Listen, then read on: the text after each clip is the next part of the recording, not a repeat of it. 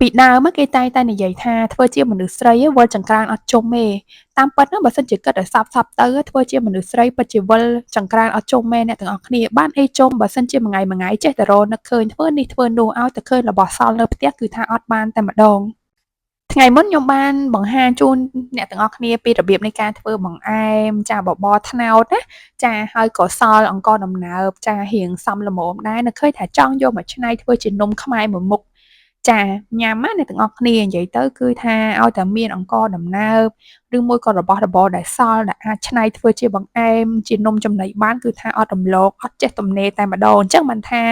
មនុស្សស្រីយើងវាចង្ក្រានអត់ជុំឯអ្នកទាំងអស់គ្នាបើឲ្យធ្វើសឹងថាមួយថ្ងៃដល់យប់ធ្វើអត់ហើយផងកិច្ចការងារផ្ទះផងម្ហូបចំណីអាហារផងចា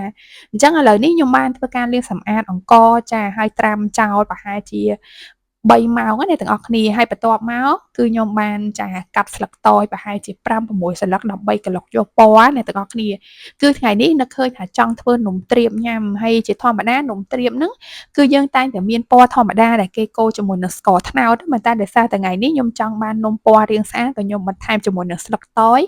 ចាយកពណ៌ស្លឹកតយដើម្បីធ្វើឲ្យនំយើងមានពណ៌កាន់តែស្អាតទំនងគួរឲ្យចំញ៉ាំទៀតអញ្ចឹងឥឡូវក្រោយពី3ម៉ោងចាអង្ករខ្ញុំបានចាត្រាំរួចរាល់ហើយខ្ញុំក៏ធ្វើការលាងសម្អាតហើយគ្រឿងផ្សំដែលយើងយកមកធ្វើនំទ្រាបបាយនេះគឺយើងអត់មានអីច្រើនអ្នកទាំងអស់គ្នាយើងត្រូវការតែខ្ទិះដូងចា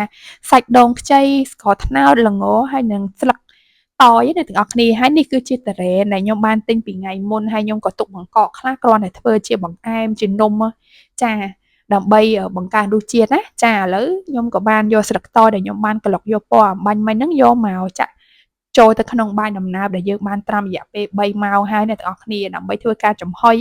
ប៉ុន្តែដោយសារតែស្លឹកតយហ្នឹងពេលដែលខ្ញុំក្លុកទៅគឺវាអត់សូវឡើងពណ៌ល្អខ្ញុំក៏បន្ថែមល័ក្ខសម្រាប់ធ្វើនំដើម្បីឲ្យអង្ករយើងមានពណ៌កាន់តែស្អាត បន្ទាប់មកខ្ញុំក៏បានយកអង្ករយើងទៅដាក់ចំហុយណាទាំងអស់គ្នានិយាយទៅសម្រាប់ការត្រាំអង្កររយៈពេល3ទៅ4ម៉ោងនេះគឺគ្រាន់តែជួយឲ្យអង្ករយើងរហ័សឆ្អិនទេបើមិនជាអ្នកទាំងអស់គ្នាអត់មានពេលអ្នកទាំងអស់គ្នាមិនបាច់ត្រាំក៏បានដែរគ្រាន់តែថាយើងអាចចំណាយពេលក្នុងការចំហុយរៀងយូរជាងណាចាឥឡូវបន្ទាប់មកគឺបាយខ្ញុំគឺរៀងបានឆ្អិនចាល្មមហើយប៉ុន្តែមិនមែនថាទាន់ឆ្អិន100%អ្នកទាំងអស់គ្នាដោយសារតែយើងត្រូវយកបាយដំណើបយើងមកកូរជាមួយនឹងខ្ទិះដូងចាហើយជាមួយនឹងស្ករត្នោតទៀតណា អញ្ចឹងឥឡូវនេះខ្ញុំបានចាក់ខ្ទិះដូងចាស់ប្រហែលជា150 ml ខ្ទិះដើមអ្នកទាំងអស់គ្នាហើយខ្ញុំធ្វើការកូរចាជាមួយនឹងស្ករត្នោតខ្មែរយើងណាដើម្បីឲ្យវាមានរសជាតិកាន់តែឈ្ងុយហើយផ្អែមឆ្ងាញ់តែម្ដងបើសិនជាយើងប្រើជាមួយស្ករសអានោះវាអត់សូវឆ្ងាញ់ទេចាហើយបន្ទាប់មកខ្ញុំក៏បានដួសជាមួយនឹងធូរ៉េនចាពីសាព្រាចូលទៅនិយាយទៅរសជាតិបាយទៅពេលដែលយើងលាយជាមួយនឹងតារ៉េនបែបនេះគឺថាឈ្ងុយខ្លាំងមែនទែនហ្មងអ្នកទាំងអស់គ្នាចាឥឡូវហ្នឹងក៏យើងបានដាក់ចាបាយដែលយើងបានចំហុយហ្នឹង ចាប្រហែលជារយៈពេលត្រឹមតែ25នាទីទេអ្នកទាំងអស់គ្នាចាហើយខ្ញុំធ្វើការច្បល់បាយដំណើបយើងជាមួយនឹងទឹកខ្ទិះដូងដែលយើងបានលាយឲ្យបាញ់មិញហើយបន្ទាប់មកគឺខ្ញុំបន្ថែមខ្ទិះដូងដើមបន្តិចទៀតដើម្បីបង្កើនរសជាតិកាន់តែឈ្ងុយចាហើយបន្ទាប់មកគឺខ្ញុំបានយកប្រេងដូងមកលាបនៅលើពុម្ពដែលខ្ញុំត្រូវចាយកបាយយើងមកចាក់អ្នកទាំងអស់គ្នាហើយធ្វើការសង្កត់ដើម្បីឲ្យនំយើងវារៀងស្មើល្អមកចាតែប៉ុណ្្នឹងគឺរួចស្រេចតែម្ដងអ្នកទាំងអស់គ្នាគឺថាងាយងាយហើយសម្រាប់រសជាតិខ្ញុំធានាបានថា គឺឆ្ងាញ់តែម្ដងនិយាយទៅគ្រប់វីដេអូណាក៏ធានាដែរនិយាយទៅធានាមែនចាពេលដែលយើងធ្វើទៅគឺថារសជាតិវាគឺឆ្ងាញ់ណាស់ទាំងអស់គ្នាចាឆ្ងាញ់ដូចគេលក់អញ្ចឹងដោយសារតែយើងបានលាយជាមួយនឹង